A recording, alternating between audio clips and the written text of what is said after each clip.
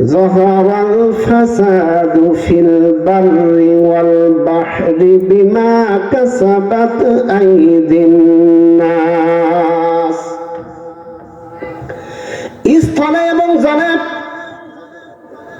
ভূমণ্ডলে ভূখণ্ডে যত বালা মুসিবত আসে, পানির মধ্যে, নদীর মধ্যে, সাগরের মধ্যে যত বালা মুসিবত আসে, যত দুঃখ কষ্ট আসে, যত ঘূর্ণিঝড় আসে, যত টর্নেডো আসে, যত সাইক্লোন আসে, সবগুলি মানুষের কৃতকর্মের কারণে আসে,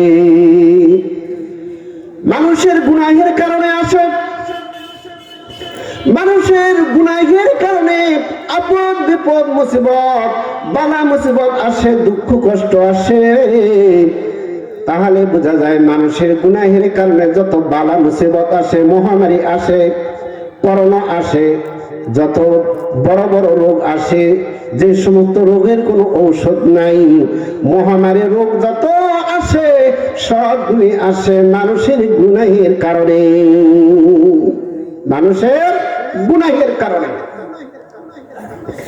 আমি অনেক তাফসীরের কিতাব পড়েছি, ওখানে আমি দেখেছি আমার বন্ধুগণ, কিয়ামতের মাহশরের দিনে অনেক পশু আল্লাহ তাআলার কাছে কেস দায়ের করবেন। রব্বুল আলামিন, আপনার এই বান্দার কারণে আমি টর্নেডোর আঘাতে আমি আঘাতপ্রাপ্ত হয়েছি। রব্বুল আলামিন, আপনার এই বান্দার কারণে, আপনার এই বান্দার গুনাহের কারণে সাইক্লোন এসেছিল, ঘূর্ণিঝড় এসেছিল, মহামারী রোগ এসেছিল, এই রোগাক্রান্তের কারণে আমি মারা গেছি। আল্লাহ, আপনার কাছে আমি বিচার চাই। অতিবৃষ্টি অনাবৃষ্টির কারণে যে পশু পাখি মারা যায়, আল্লাহ তাআলার কাছে কিয়ামতের মাহশরের দিনে বিচার দায়ের করবেন। রব্বুল আলামিন, এই সমস্ত বান্দার কারণে আপনি অনাবৃষ্টি দিয়েছিলেন, এই সমস্ত গুনাহগারদের কারণে আপনি অতিবৃষ্টি দিয়েছিলেন। আল্লাহ, এই জন্য আমরা অনেক কষ্ট পেয়েছি, না খেয়ে আমরা মারা গেছি, তুফানের কারণে মারা গেছি, অতিবৃষ্টির কারণে, বৃষ্টির মধ্যে পানিতে ভিজে ভিজে কষ্টের মাধ্যমে আমরা মারা গেছি। আল্লাহ, দয়া করে মেহেরবানি করে এই সমস্ত মানুষের বিরুদ্ধে আমরা কেস করলাম, আল্লাহ কেস দায়ের করলাম, আপনি বিচার করে দিবেন। বলেন তো আল্লাহ পাক রব্বুল আলামিন বিচার করবেন কিনা? অবশ্যই বিচার করবেন।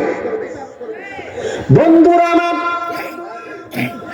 আমাদের গুনাহের কারণে যদি পশু পাখি মারা যায়, আমাদের পাপের কারণে যদি পশু পাখি যদি আঘাতপ্রাপ্ত হয়, আমাদের গুনাহের কারণে যদি পশু পাখি যদি এরকম ভাবে লাঞ্ছনার শিকার হয়ে যায়, কষ্ট পায়, ওই সমস্ত পশু পাখিরা আমাদের জন্য কিয়ামতের মাহশরের দিনে আল্লাহর কাছে কেস দায়ের করবেন।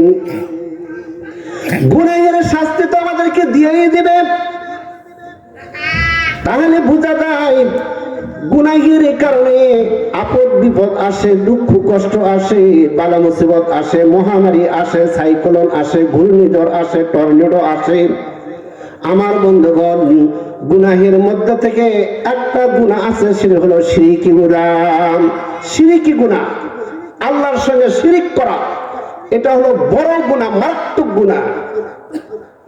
আরেকটা গুনাহ হলো কুফরি গুনাহ, আল্লাহ তাআলাকে অস্বীকার করা, কোরআন শরীফকে অস্বীকার করা, নবীদেরকে অস্বীকার করা। যদি এই সমস্ত মানুষ যদি আল্লাহ তাআলাকে যদি অস্বীকার করে, কোরআন শরীফকে যদি অস্বীকার করে, ইসলাম ধর্মকে যদি এটা অস্বীকার করে, তাহলে কুফরি গুনাহ হয়ে যায়।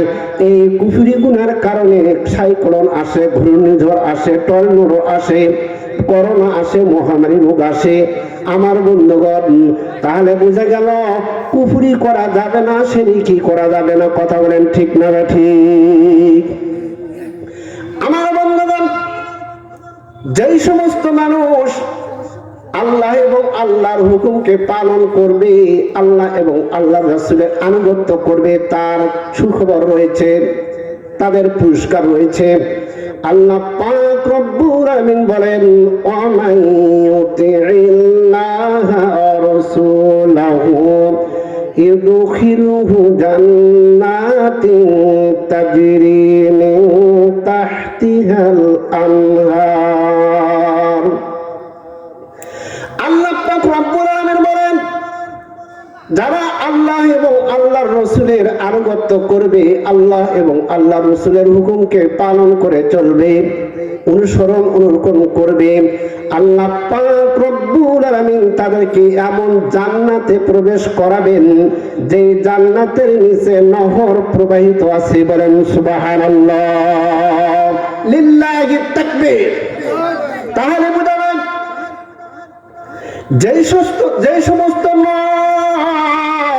যে সমস্ত নারী, যে সমস্ত মহিলা, যে সমস্ত পুরুষ, যে সমস্ত ছেলে, যে সমস্ত মেয়ে আল্লাহ এবং আল্লাহর রাসূলের আনুগত্য করবে, ওই সমস্ত লোকদেরকে আল্লাহ পাক রব্বুল আলামিন জান্নাত দাখিল করাবেন। আমার বন্ধুগণ, ওই আয়াতের মধ্যে আল্লাহ পাক রব্বুল আলামিন বলেন, ওয়া মান ইয়াতাওয়াল্লা ইউআযিবুহু আযাবান আলীমা। যারা আল্লাহ তাআলার হুকুমকে এবং আল্লাহর রাসূলের হুকুমকে যারা আনুগত্য করে চলবে না, আল্লাহ এবং আল্লাহর রাসূলের আনুগত্য যারা করবে না, অনুসরণ অনুকরণ যারা করবে না, আল্লাহ পাক রব্বুল আলামিন তাদেরকে কঠিন শাস্তি দান করবেন।